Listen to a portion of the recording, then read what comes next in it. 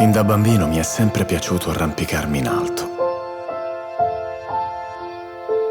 Mi arrampicavo ovunque, sulle colline, sulle finestre, sui mobili, sugli oggetti.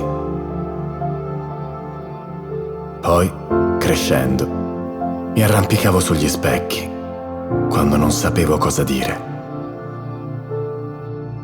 In questa terra, le parole sembrano non esserci mai quando le cerchi.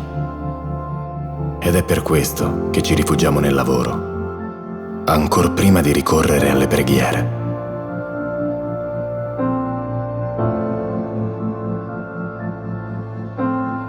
Ho sempre trovato commoventi i fiori vicino al fiume.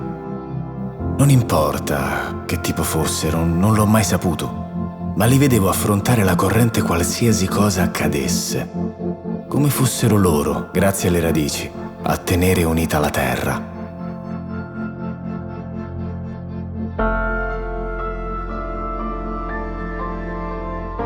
È la bellezza che ci rende forti, pensai. E ciò che è bello ci spinge a starci vicino per poter resistere alle correnti della vita.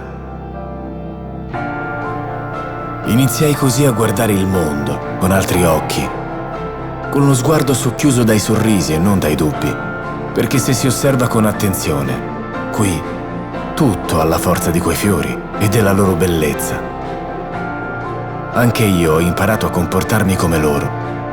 Resisto alla tentazione di non stupirmi più davanti allo scorrere di una terra e del suo fiume, che mi hanno cresciuto, rendendo forti le mie radici.